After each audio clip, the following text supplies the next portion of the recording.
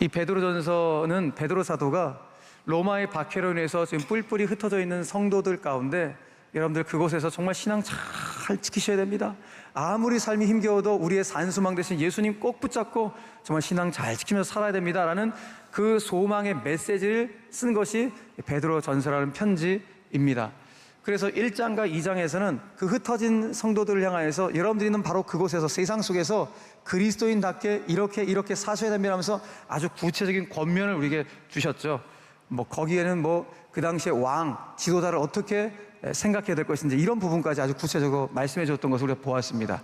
이제 3장으로 넘어왔는데, 3장에서도 1장과 2장의 연장선 속에서 우리 그리스도인들이 세상 속에서 그리스도인답게 살아가게 될 때, 특별히 우리의 가정을 어떻게 세워갈 것인가, 더 구체적으로는 우리의 부부관계를 어떻게 세워갈 것인가, 그리스도인다운 부부관계는 무엇인가 라는 것을 오늘 베드로가 우리에게 말씀해 주고 있는데, 오늘 3장 1절부터 7절까지 읽었는데 전체적인 뉘앙스가 이런 뉘앙스로 건면해 주는 거예요. 지금 흩어진 성도들 향해서, 여러분, 사랑하는 성도 여러분, 여러분 흩어진 장소에서 너무너무 삶을 힘겹게 살아가지만 그럼에도 불구하고 신앙을 반드시 지키셔야 합니다. 그런데 저와 여러분들은 그리스도인이기 때문에 신앙뿐만 아니라 여러분들의 가정도 잘 챙기셔야 합니다. 특별히 부부관계가 금이 가지 않도록 부부관계를 잘 설정하고 아름답게 건강하게 부부관계를 이루어 가셔야 됩니다. 자, 이런 뉘앙스로 오늘 이 편지를 쓰고 있는 것입니다. 자, 이런 뉘앙스를 봤을 때 우리는 여기서 알게 되죠. 무엇을? 베드로는 가정의 기초가 부부라는 것을 알고 있었구나. 그렇죠, 여러분. 가정의 기초는 부모 자식이 아닙니다. 가정의 기초는 아내와 남편, 부부 사이가 가정의 기초입니다.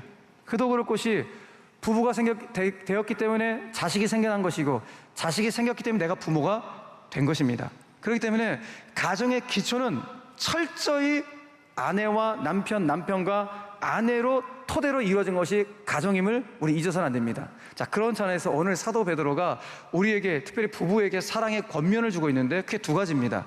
하나님 앞에 값진 아내가 되기 위해서, 또 하나 하나님 앞에 값진 남편이 되기 위해서 우리는 어떤 자세로 서로를 대해야 될 것인지, 자, 이 부분을 말씀해 주고 있는데, 자, 첫 번째, 하나님 앞에 값진 아내가 되기 위해서 오늘 아내들 가운데 권면의 말씀을 주고 있는데, 자, 이 본문을 들어가기 전에 먼저 우리가 좀 인식해야 될 내용이 무엇인가 하면은, 오늘 베드로가 이 편지를 아내들 가운데 지금 말씀하고 있는데, 어떤 아내들 가운데 먼저 말씀하고 있냐면은 믿지 않는 남편을 두고 있는 크리스찬 아내, 믿음 없는 남편을 두고 있는 크리스찬 아내들 가운데 정말 이 3장 1절 말씀을 쓰고 있다는 것이에요. 자, 3장 1절 말씀을 자, 읽어봅시다. 시작. 아내들아, 이와 같이 자기 남편에게 순종하라. 자, 기본적으로 이것은 남편이 믿음이 있든지 믿음이 없든지 간에 상관없이 성경이 공통적으로 말씀하시는 것이죠. 아내는 남편에게 순종해야 된다. 여기서 말하는 아내가 남편에게 순종한다는 것은 위계질서상에서의 복종과 순종을 의미하는 것이 아니라, 이것은 쉽게 말하면 아내가 남편을 존중해야 된다는 것을 의미한다는 거예요.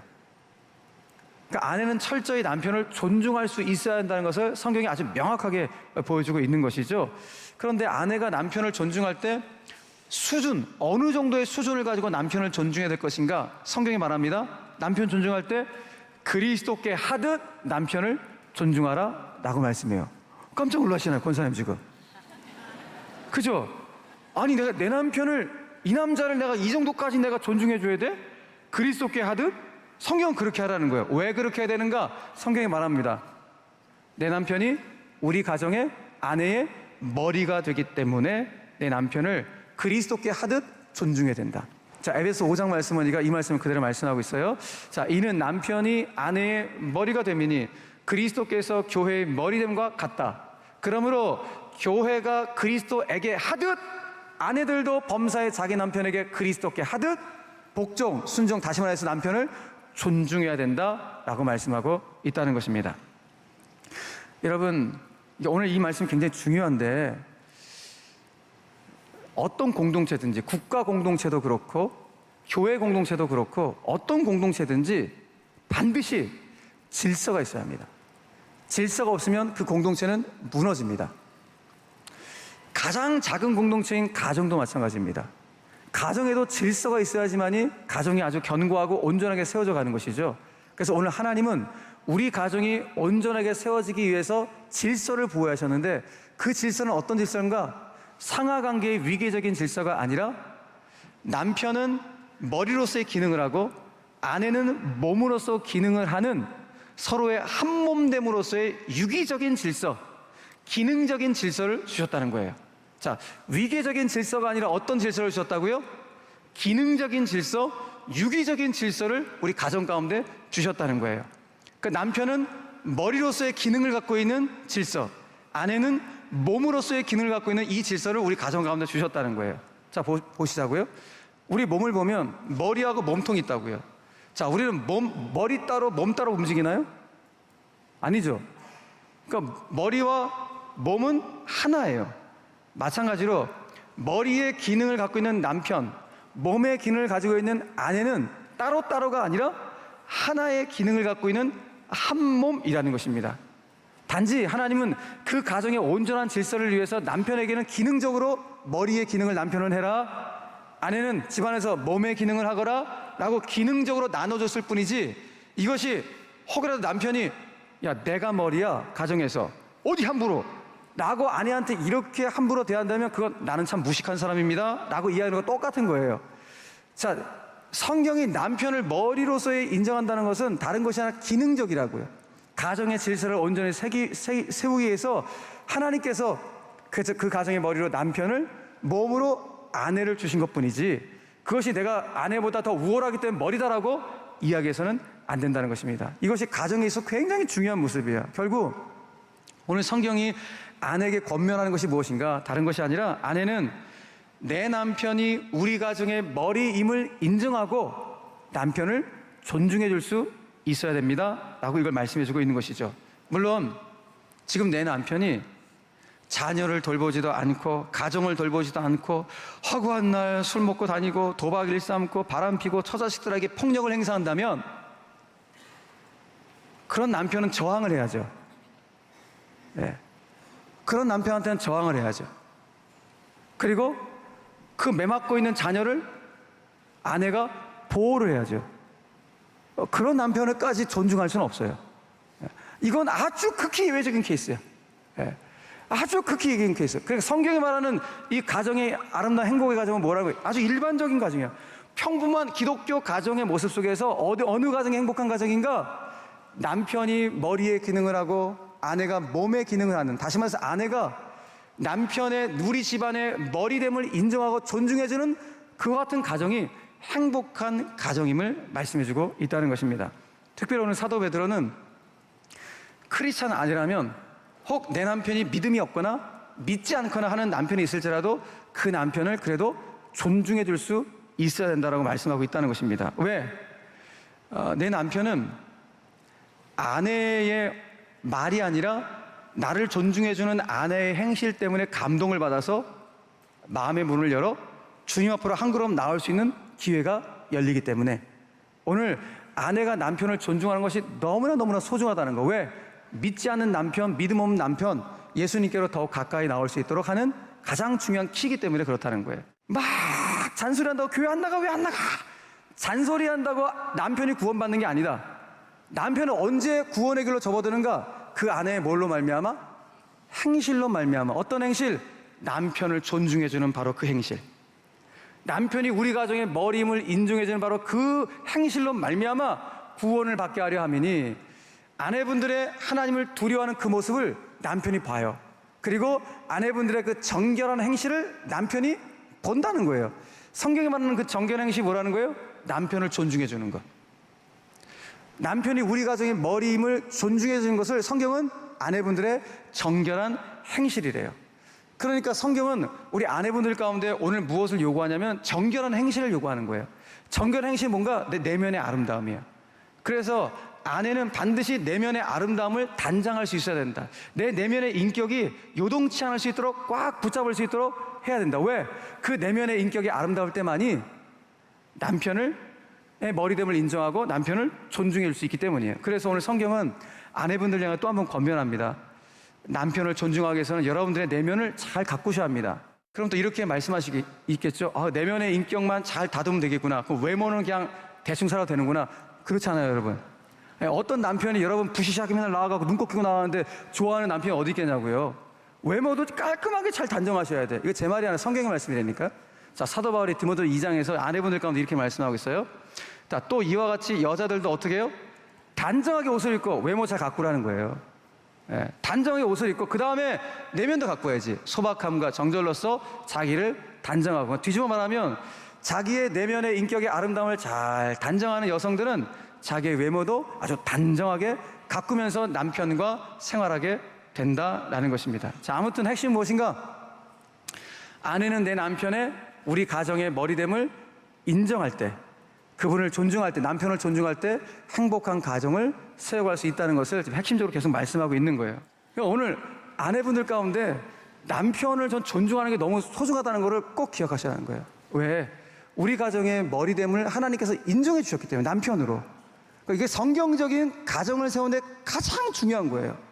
그래서 아이고, 그래, 내 남편 모자라지만 조금 부족하지만 그래도 하나님이 우리 남편, 우리 가정의 머리로 주셨잖아, 내가 존중해야지. 이런 마음 가지고 여러분 살아보세요. 그 남편은요, 여러분은 더욱 뜨겁게 사랑할 거예요. 오히려 더 존중하며 아끼며 살아갈 것입니다. 이게 그리스도인들의 모습이에요. 그러므로 오늘 이 말씀 속에서 여기 계신 아내분들은 내가 어떤 존재인지를 이제 알아야 돼요. 아내분들은 남편을 존중함을 통해서 어떤 존재인가? 내 자녀들에게 우리 아버지가, 너희 아빠가 우리 가정의 머리란다, 나는 이거를 가르쳐 줄 존재가 아내임을 잊어서는 안 돼요. 내 남편이 자녀들 앞에서 너희 아버지가 우리 가정의 머리시란다라는 것을 인정해 줘야 되는데, 그 아버지 맨날 그 남편 볼 때마다 늘 쌀쌀맞게 대하고, 남편 대할 때마다 자녀들 있는데 이 인간아 저 인간 하면서 해보세요. 그러면 그 자녀들은 우리 아버지의 머리됨을 인정할 수가 없는 거예요. 누가 세워가는 거예요? 아내가 세워가셔야 돼요. 내 남편이 우리 가정의 머리임을 반드시 자녀분들 가운데 보여줄 수 있어야 됩니다. 여러분, 남편들은 아내들이 자꾸, 저도 목사고 그러지만 얼마나 실수가 많습니까? 남자들 실수 많다고요. 그런데 그 실수 조목조목 다 꼬집어갖고 왜 실수했어? 왜 또 이래? 또 이래? 이렇게 꼬집는 윤리교사 같은 아내를 원치 않아요. 실수 있지만 그래도 품어줄 수 있는 아내. 그래서 여러분, 남자가 단순하거든요. 우리 단순하잖아요, 우리. 예. 그냥 아내한테 존중받고 가족한테 인정받으면 다 오케이예요, 그냥. 그래, 내가 좀 부족해도 스스로 부족한 거 잘 알거든요, 우리가. 남자들. 내가 좀 부족해도 우리 가정의 리더임을 가정이 인정해주면 그래도 내가 이 가정에서 책임감 있게 살아가야지. 더 최선을 다해 살아가고 내 아내 사랑해주고 내 처자식을 위해서 내가 정말 잘 살아가야지. 이런 마음을 가지고 살아가게 되는 거예요. 그런데 가정에서 인정을 못 받는다? 그럼 뭐 어디 가서 인정받겠습니까? 그러므로 그 인정의 첫 번째는 아내로부터 출발한다는 사실을 잊지 않고, 아내분들이 우리 사랑하는 남편들 손 한번 꽉 잡아주시면서 여보 고마워요, 우리 가정의 주인 돼서 이 머리 되어줘서 너무 고마워요 라고 말씀해 보시라고요. 그러면 남편이 가만히 있겠습니까? 여보, 아이고 이 부족한 사람 옆에 늘 이렇게 평생 같이 있어 너무 고맙다고. 서로가 이렇게 위로하시면서 격려하시면서 살아간다면 그 가정이야말로 천국의 예고편입니다. 자녀들 가운데 꼭 우리 가정의 머리는 아버지란다, 아빠란다는 사실 꼭 인정해 줄 수 있는, 그래서 아름다운 믿음의 가정을 꼭 세워갈 수 있는 여러분들의 가정 되시기를 주 예수 그리스도의 이름으로 간절히 축원합니다. 자, 그럼 더 나아가서 이제 하나님 앞에 값진 남편 되기 위해서 어떤 우리가 자세를 가져야 될 것인가. 자, 남편분들 한번 큰 소리 한번 읽어보시고, 자, 아내분들도 같이 한번 읽어보시겠어요? 자, 마지막 오늘 7절 말씀 읽어볼까요? 7절 말씀 시작. 남편들아, 이와 같이 지식을 따라 너희 아내와 동거하고 그를 더 연약한 그릇이요 또 생명의 은혜를 함께 이어받을 자로 알아 귀히 여기라. 이는 너희 기도가 막히지 아니하게 하려 함이라. 아멘. 네, 여기 이제 남편들이 아내를 어떻게 돼야 되는지, 자, 하나씩 살펴보도록 하겠습니다. 첫 번째, 남편은 지식을 따라 아내와 동거해야 한다라고 말씀하겠다는 거예요. 지식을 따라 아내와 동거해야 된다. 지식을 따라? 이걸 주목해야 되는데, 그럼 남편하고 뭐 서점 가라는 건가? 책을 읽으라는 건가? 뭐 이렇게 생각할 수 있을 거예요. 그런 의미가 아니라 여기서 지식을 따라라는 의미는 남편은 내 아내가 무엇을 좋아하는지, 무엇을 기뻐하는지, 무엇을 할 때 행복해하는지, 반대로 우리 아내가 싫어하는 것은 무엇인지, 요즘 우리 아내가 꿈꾸는 것, 소망하는 것은 무엇인지, 이런 것들을 세심하게 살피는 것, 이것을 오늘 성경은 지식을 따라라고 표현하고 있다는 거예요. 그러니까 지식을 따라 아내와 동거한다는 것은 동거라는 거 함께 사는 거 아니겠습니까? 같은 이불 속에 있는 거 아니에요? 육체적인 필요만 채우는 게 동거가 아니라 남편은 아내의 무엇을 채워야 된다는 거예요? 정서적인 부분들을 책임져야 한다는 거예요. 내 아내가 무엇을 좋아하고 무엇을 기뻐하고 무엇을 소망하고 무엇을 꿈꾸고 있는지, 그런 정서적인 부분들을 누가 책임져야 되는가? 남편이 책임져 줘야 된다는 거예요. 그러니까 남편이 아내를 향한 하나님 앞에 값진 자세로서 첫 번째 성경의 얘기는 뭐예요? 정서적인 부분 책임져야 한다는 거예요. 이게 첫 번째, 남편에게 있어서 얼마나 소중한 내용인지 모릅니다. 그러므로 오늘 이후로 저를 비롯한 남편들은 내 아내의 정서적 필요에 더욱 관심을 가짐으로 이전보다 더욱 여러분 소통하는 그런 부부가 되시기를 주님의 이름으로 축복합니다. 자, 두 번째, 남편이 해야 될 것이 무엇인가? 남편은 아내를 연약한 그릇, 또 생명의 은혜를 함께 이어받을 자로 알고 귀하게 한다는 거예요. 어떻게 여기 한다고요? 이거 여자분들이 하시면 안 되고 남자 성도님들 하셔요. 아내를 어떻게 하시라고요?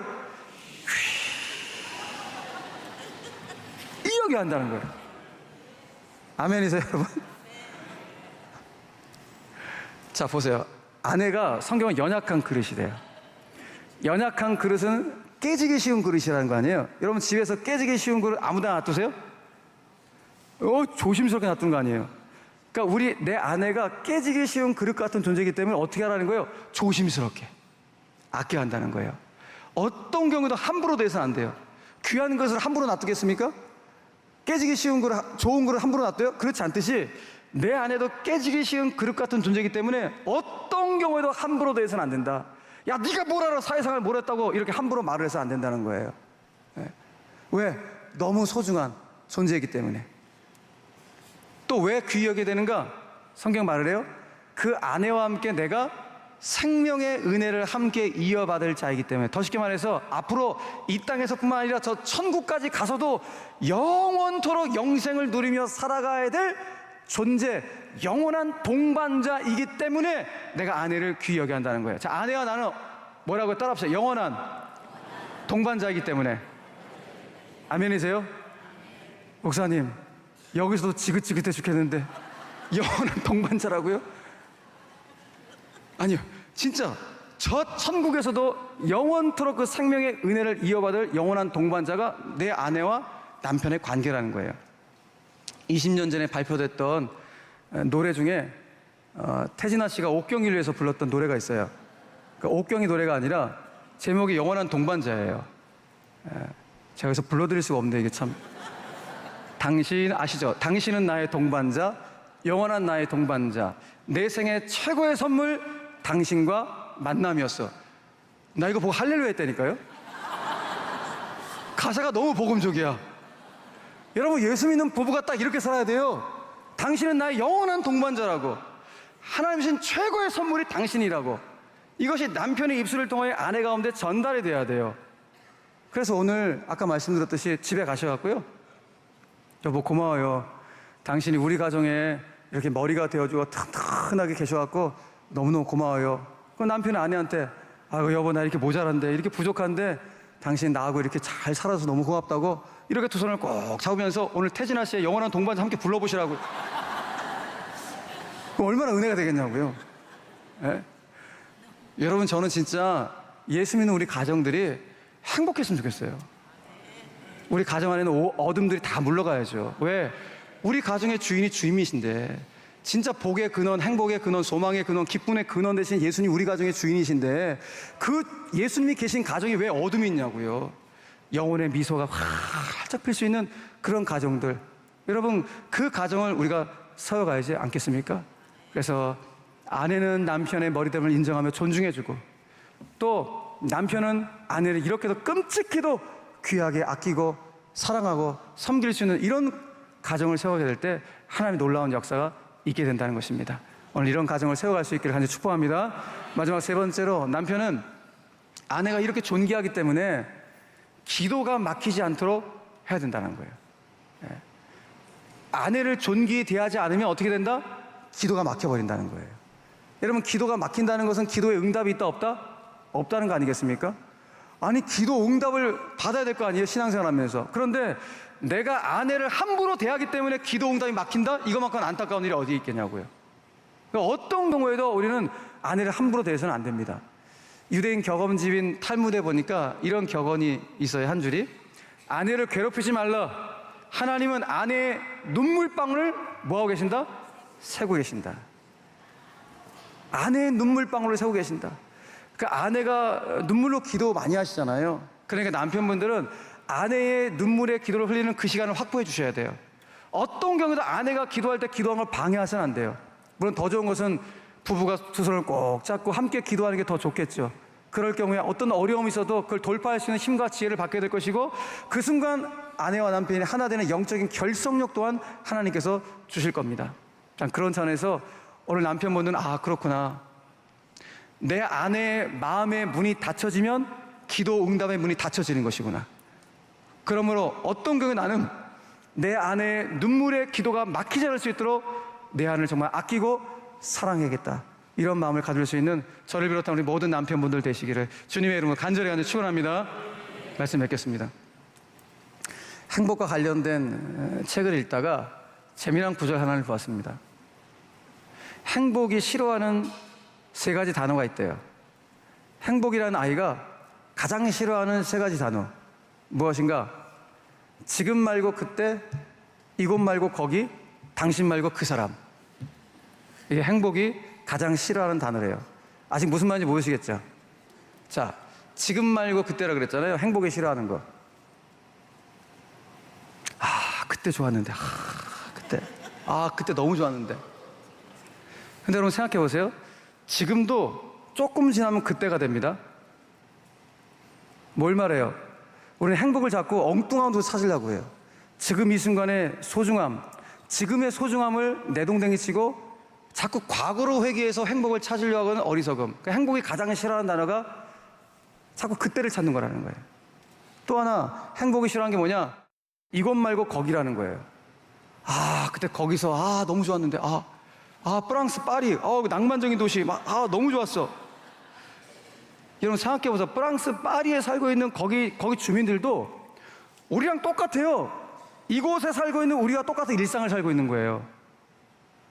자, 우리는 거기를 너무 좋았어 막 이렇게 생각하는데, 거기 살고 있는 사람은 우리와 똑같이 이곳처럼 살고 있는 거예요. 똑같은 일상을 살고 있는 거예요. 그러니까 무슨 말이에요? 거기나 여기나 똑같은 일상이라는 거예요. 그런데 행복을 어디서 찾아요? 자꾸 이곳에서 안 찾고 자꾸 거기서 찾으려는 게 문제라는 거예요. 그래서 행복이 싫어하는 게 뭐냐? 거기를 찾는 사람들. 이곳에 행복이 있다는 거예요. 내 가정에 행복이 있고 내 교회에 행복이 있는데 자꾸 다른 가정의 행복을 찾아오려고 하고 다른 교회에서 행복을 찾으려고 하는 이 같은 어리석음이 우리 가운데 있다는 거 아니겠습니까? 3번째, 행복이 싫어하는 게 뭐냐? 당신 말고 그 사람이야. 내가 걔를 그때 만났어야 되는데. 그거 다 사탄이 주는 생각이라니까, 여러분. 네? 가장 아름다운 사람은 그 사람이 아니라 지금 내 옆에 있는 내 아내, 내 남편이. 할렐루야. 아멘 소리가 여기 작으시죠? 다시요. 가장 아름다운 사람은 그때 그 사람이 아니라 지금 내 옆에 있는 내 아내, 내 남편인 줄 믿으시길 바랍니다. 이 믿음이에요. 그러면 오늘 사랑하는 성도 여러분, 저와 여러분들은 그때, 거기, 그 사람에게서 행복을 찾는 어리석은 자가 아니라 지금, 이곳, 내 안에, 내 남편에게서 행복을 찾아낼 수 있는, 그래서 아름다운 믿음의 명분 가문을 세워갈 수 있는 우리 모든 부부들, 모든 가정들 다 되시기를 주 예수 그리스도 이름으로 간절히 축원합니다. 축원합니다.